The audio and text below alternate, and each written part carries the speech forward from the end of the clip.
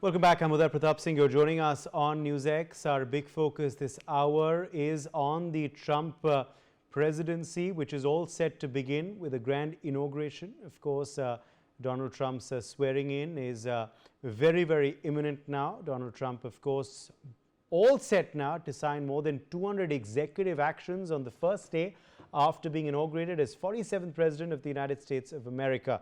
These inauguration day orders will focus on border security, energy, reducing the HTE cost of living for American families, ending diversity, equity and inclusion programs across the federal government. Trump, who won the U.S. presidential election in November, defeating Democrat Kamala Harris, will succeed incumbent President Joe Biden. Well, before further ado, let's quickly take a look at some of these key executive orders that our sources are telling us are on the cards immediately after Donald Trump, of course, takes charge as U.S. President once again. So what are likely to be these priorities? So Trump's agenda, of course, is now to sign more than 200 executive orders and actions today itself. These are orders that are going to be legally binding. Other presidential directives, not legally binding as well, are expected to be issued by Donald Trump. In fact, he's given a statement as well saying that every radical and foolish executive order of the Biden administration will be repealed within hours of when I take the oath of office. That's what the incoming president has said. So, of course, a lot of some of the Biden orders are likely to be repealed by Donald Trump as well. He's also going to be declaring a national border emergency. This is also expected. This, of course, falls under issues pertaining to immigration and the border, something that he's spoken about on numerous occasions. He's also expected to order the military to help secure the southern border of the U.S. as well. In fact, also expected is an end policy that kept federal immigration authorities from conducting raids in churches as well as schools as well. This policy is expected to be ended by Trump. Also re-implement the Remain in Mexico policy. That's something that is expected. That's on the anvil. Also, birthright citizenship policy expected to be ended. Also, what he's expected to do is close the border on health grounds as well. So obviously tighten up the border is something expected. He's also expected to build the wall and classify drug cartels as foreign terrorist organizations too. Remember, these were all campaign promises made by Donald Trump, something that, of course, many believe did help him also win that election. Now let's talk about trade and the economy. A 10% tariff on all imports is likely under the Trump presidency. Very, very soon could be implemented. 25% tariffs on Canadian and Mexican goods also expected, and a 60% tariff on Chinese goods. This is also expected under the Trump presidency. Talking about crypto pile, well, a creation of a federal Bitcoin stockpile is expected that will serve as a permanent national asset to benefit all U.S. citizens. So that is also something that is, of course, expected. If we talk about climate and energy, well, drill baby drill is what he's spoken about in his campaign speeches. Remove drilling restrictions offshore and on federal land is expected. Also banning of new wind projects also expected by the new U.S. president.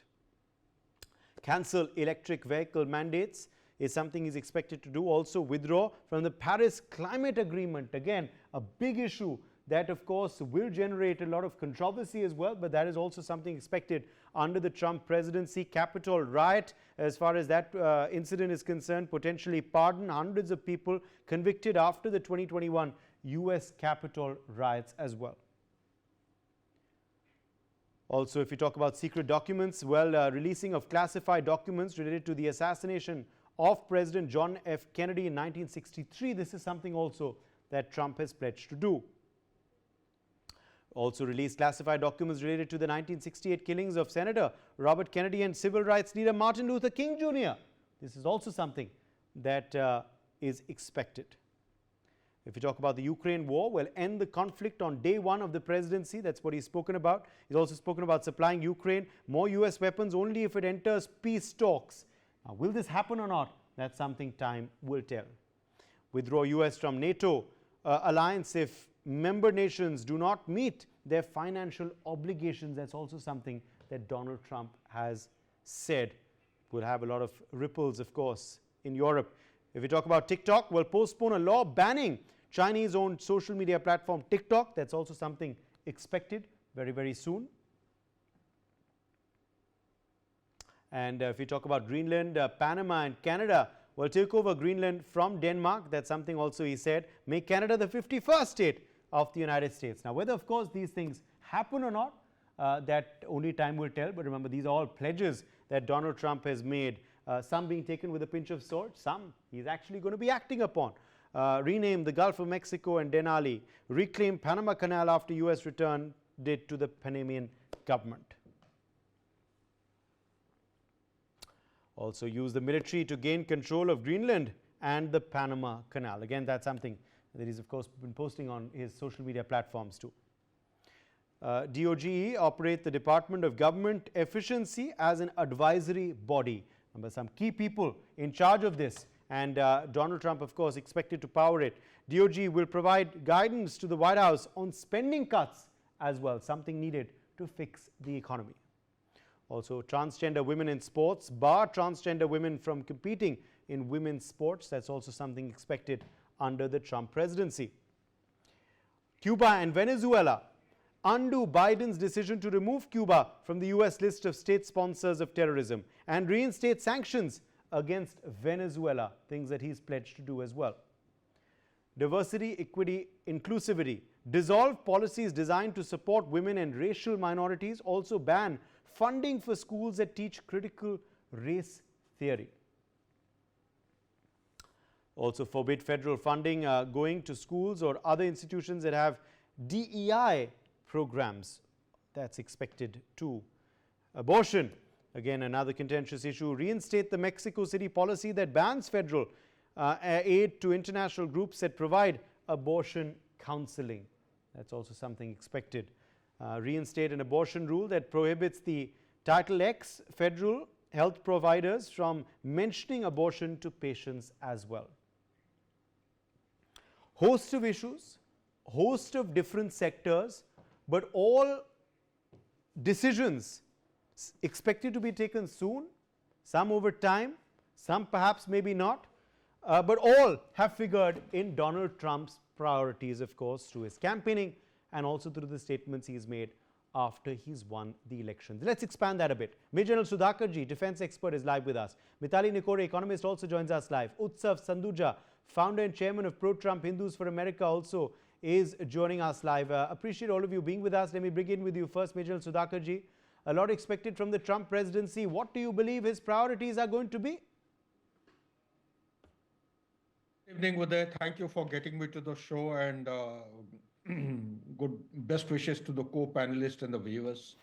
As regards the preamble, the narrative which you have actually outlined, to me it appears that Trump's priorities will be driven by, this is his 2.0 tenure, and it will be driven by more by the domestic policies to make America great again. And while doing so, he is not going to be unmindful or ignorant or going to discount the developments in the global order. Particularly when I talk about the issues about the global order, it is China which is going to draw his attention. When you talk about China, there are a host of issues starting from economy, healthcare, education, the commitment of Chinese funds in the US Treasury, the trade tariff warfare that is anticipated, and because the implication of every act undertaken by US is going to be responded to, going to have very serious response from the affected stakeholders, particularly China. We need to wait and watch as to how China is going to respond to whatever Trump decides. You were saying 200 odd executive orders have been signed, are going to be signed. So I don't see anything has come to light with regard to China. That is going to be the center of gravity as far as the geopolitics and geoeconomics is concerned. Last but not the least, today, as I see, having traveled, if not all, majority of the provinces of US, the ground pulse actually indicates that there is a large penetration of drugs like fentanyl produced in China. And this fentanyl is going to ruin the American society. So he needs to look at issues like the drugs coming all the way from China and also the economy getting affected by virtue of the low labor cost and the lesser price commodities which are flowing directly from China into America and the trade deficit which US has today. And last but not the least is that the conflict which is ongoing in the Middle East, there is a very healthy indicator which is coming. Whether it is going to stay on or not, it's a time which is going to tell us. But it's a well begun, half done, I would say. The Hamas and Israel conflict, they have come to a start point of a ceasefire. Some kind of a negotiation has begun, and the hostages, some of them have been released. We have miles to go before we sleep. And only issue which is lacking in this, if Trump administration can start ab initio, is that there is no caveat, there is no alternate means to for the Hamas or who's going to take care of Gaza. That is actually a big question which the superpower has to look into, because if we do not factor that in, then maybe perhaps the insurgency is going to be fueled and it will actually make the Hamas again as formidable as that we saw on 7th October. Coming to the Ukraine, the Central Europe, I somehow apprehend that this particular issue, unless the clarity is there in our mind, the whole issue should be developed on the paradigm of uh, East European security architecture being put into place. If that architecture doesn't come about, neither Putin will agree to any kind of proposal, nor Ukraine will be happy with what is being offered to Ukraine at this point in time, because every inch of ground is going to question the validity of sovereignty and national integrity of Ukraine. Back to you, Uday. All right, let me in fact quickly join Mitali Nikore as well. Mitali Nikore, on what you believe the focus areas of Donald Trump will be. Also, he's spoken on multiple occasions, Mitali, of fixing the US economy. How is he going to attempt to do that? You remember the day he was elected, you and I were on a show together and we were discussing that, everybody misread and a lot of the opinion polls misread the opinion on the ground. It is the economy stupid, at the end of the day, that was the writing on the wall. Because the cost of living situation, and one can say the cost of living crisis, that is gripping US cities, state after state, regardless of which dispensation is actually in power in the states, is actually going to determine the priorities of the president going forward. I mean, a lot of the points he's mentioned, you spoke about Greenland. I mean, there is a reason why he's interested in Greenland. It's because of the minerals.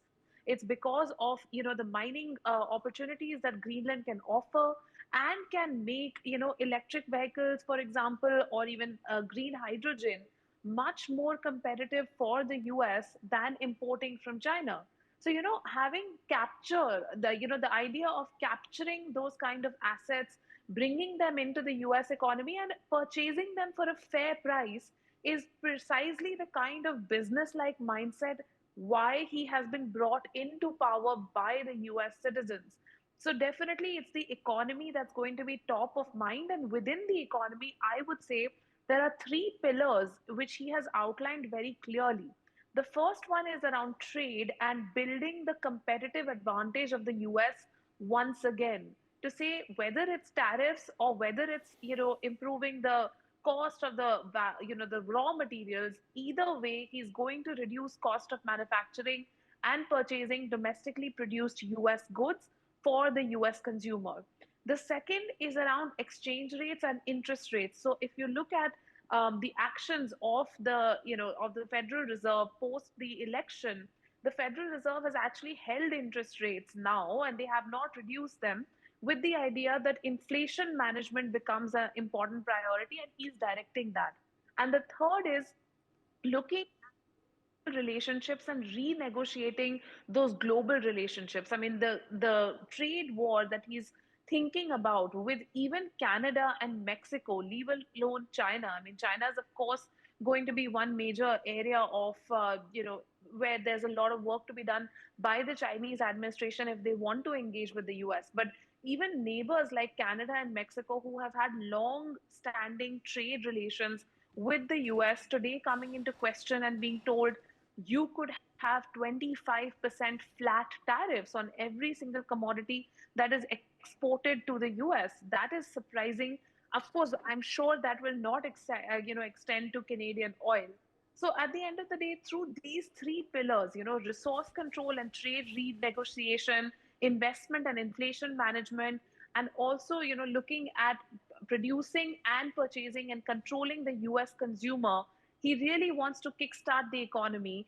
And this is going to be the top agenda, hands down.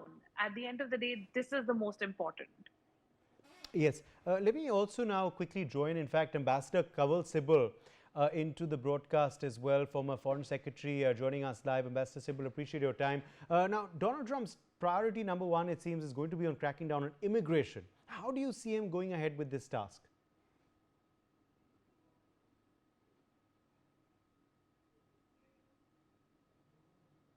Well, thing is that we have to be more interested in what he does on the foreign policy front. Insofar as domestic policy is concerned, our concern would largely be with regard to the H-1B visas, on which there is some feeling that he might clamp down on this as part of a larger agenda of controlling migration into the country. Now, of course, illegal migration is the biggest issue for him, and that was the case even during his first term. But there is always a tendency to conflate illegal migration with the legal migration. And that's where the debate on the H-1B visas start. But on that, it seems that Trump has changed his position. Elon Musk is very much in favor of a continuation of this program, though he wants to reform it. And Trump, as I said, has now made noises which are contrary to what he had said earlier. Now, insofar as illegal migration is concerned, the second largest number of illegal migrants in the United States, I believe, are from India. And there will therefore be a clampdown on this and deportation. We have taken the position, and rightly so, I believe, that we are willing to accept the illegal migrants, Indian migrants, back after the usual verifications, which means, therefore, that this issue can be handled by us with the United States without too much difficulty. On the H-1B visa, we'll have to see how that goes. Yes. Now, what's your assessment then of Donald Trump's stance on China, sir? There, the signals are mixed. He has telephoned Xi Jinping recently. The only person who he has named as someone who has been invited by him to visit his inauguration is President Xi. And clearly there has been some good messaging between the two, because despite all the threats that Trump has made with regard to imposing high tariffs on Chinese goods, as well as all the Chinese hawks that he has appointed in his administration, China is sending his vice president to the inauguration. Now, he won't be sending the vice president if on the morrow of his of his taking charge, he announces high tariffs on China, which will be then a snub to China. So if China has taken the risk of sending their vice president, it's clear that there is some behind the scene understanding. Now, what does that mean in terms of Trump's views on Chinese threats in the Western Pacific and the Indian Ocean and the Indo-Pacific concept in general, and more focus on building up, as the Americans say, they intend to do, India's capacities to deal with the China threat. So that is something that we'll have to watch carefully. Yes. Now, how do you believe the issue of the Ukraine-Russia war is going to be tackled by Donald Trump? Thankfully, of course, a ceasefire has been achieved in Gaza. What about the Ukraine-Russia war, Ambassador Sybil? Now, Trump has said repeatedly that he intends to find a solution. There seem to be some conversations going on between the two sides. Trump has announced that he's willing to, at some stage, meet President Putin. Now, if he can move ahead in this direction and work towards dialogue and a potential solution, which will inevitably involve some loosening of sanctions, this can help India's own ties with Russia, because at the moment there are a lot of roadblocks which have been placed on these ties because of these sanctions, including our inability to make them payment easily for what we purchase for them, especially oil. On the other hand, the Treasury Secretary nominee of Trump, uh, Bissent, has said in his confirmation hearings that Biden imposed very weak sanctions on Russia, and that if he gets the green light from Trump, he will impose such oil sanctions on Russia that will force Russia to come to the negotiating table, which means that they intend to arm twist Russia and potentially also deepen the sanctions on the oil sector, which will then have downstream effects, including on India. This is something that we have to watch. Yes. Where do you see India-US relations now headed under Trump's second presidency? That's something that, of course, our viewers in India are very concerned and looking at very closely. Well, I think the basics and the fundamentals of the relationship are strong, and they will continue. There is no reason why there should be any dilution of larger strategic ties. On many of the issues, it is Trump who had taken the initiative, for example, on raising the Indo-Pacific or Quad to a ministerial dialogue, the renaming of the U.S. Pacific Command into an Indo-Pacific Command. So he committed himself to a stronger Indo-Pacific policy during his first term, and he does see China as a continuing threat, notwithstanding the overtures that he is making to China. There is a consensus, broad bipartisan consensus in the U.S. Congress against China, and his own nominees, whether it is the Secretary of State or the NSA or the Defense Secretary, they are China hawks.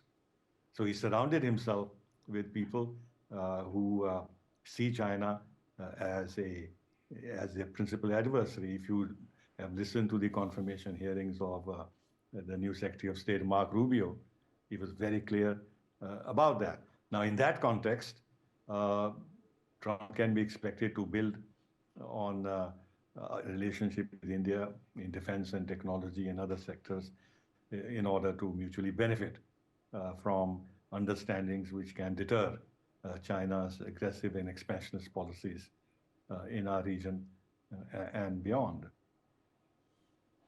Yes. Do you also expect, Ambassador Sybil, better coordination between the US and India on the crackdown against Khalistanis? Again, an issue that has become of concern abroad, or perhaps in the Pannu case? I think so. It would be surprising if it wasn't the case, because this business about Khalistani support was a product of the support that these elements were getting from the progressive wing of the Democratic Party, and was indirectly or directly linked to this entire narrative of Hindu supremacy, Hindutva, and backsliding of democracy and persecution of minorities. So in this kind of narrative that was created in the West, including the United States, and also suppression of freedom of religion and all that, it was a kind of a narrative which served the purpose of the Khalistanis to project their vicious propaganda against India as a persecuted minority. This is very much a democratic phenomenon. I don't think Biden will buy into that. Insofar as the Panun case is concerned, my own feeling is that the fact that we announced the completion of our inquiry and said that we have identified the person with criminal antecedents and all that was intended to close the matter. Unfortunately, this Garcetti, the outgoing ambassador, unnecessarily said this is only a positive first step, but accountability and prosecution remain to be done and all that, which is totally unnecessary on his part. To go into this, he should have left the ball in the new administration's court. Of course, the fact is that there is a case in New York, but the prosecutor who launched this case has resigned, and he had links with Soros. But he has not resigned because of that, because he's been playing games against Trump himself. An entire cleaning up of this justice system, which is highly politicized, it is possible that the new administration may take a different view, especially since we have acknowledged that there was some, how should I say, reason for India to investigate the matter, and the investigation has been done, and the person responsible has been identified and will be duly punished. They should help to close the matter. Yes. Do you believe Donald Trump will be following up on his remarks which were made earlier regarding Hindus in Bangladesh? Do you believe Mohammed Yunus perhaps needs to worry in the Trump presidency? He does. He does. Because he had put money into Hillary Clinton's campaign against Trump, and Trump hasn't forgotten that. After all, Yunus, his whole career has been built by the support he got from the Clintons, both Bill Clinton and Hillary Clinton. He got his Nobel Prize because of that. His Grameen project has been promoted by them, including a Grameen project in the United States. And it's through that, I believe, that he funneled money to Hillary Clinton's campaign, number one. Number two, on this whole issue of Islamism and things like that, the Trump and the Republicans are much tougher than the Democrats were, because the Democrats, as you know, within the Democratic circles, the minority issues were an issue of concern that they continue to flag for ideological reasons, especially the progressive left in the Democratic Party.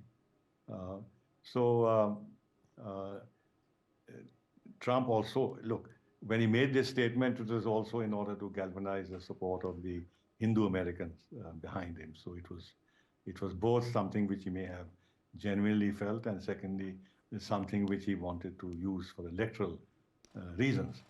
But he would be sensitive to the rise of Islamic extremists in Bangladesh. And therefore, we can count on more understanding from the establishment under Trump to take note of what is happening in Bangladesh with regard to the persecution of minorities, including Hindu and primarily Hindu minorities. So I think we should see a somewhat different attitude. It was surprising, really surprising, that the Democratic administration didn't have the courage till the last minute to talk about minority persecution, leave aside mentioning of Hindus, which is a pity, which just goes to show how cynical they were and how deeply involved they were themselves in the overthrow of Sheikh Hasina. All right, let me quickly take that across to our final question then to Ambassador Sybil before we let you go. On his NSA pick, Mike Waltz, he's been an outspoken critic of Pakistan's continuous support for terror organizations. What about the US-Pakistan equation? What is that going to be under the Donald Trump presidency? Well, there is this aspect which you mentioned, because he was also the co-chair of the India caucus, and therefore he has full understanding of our concerns in this regard. As you know, Trump in his first term, the moment he took office, he banned visas to 7 Islamic countries, if I forget not. So he has that in mind, that there is this issue of Islamic extremism and the export of Islamic extremism in the United States. And if you look what the Vice President J.D. Vance said about Britain, that the first Islamic state in Europe would be Britain. So you can see what their mindset is and what their attitude is.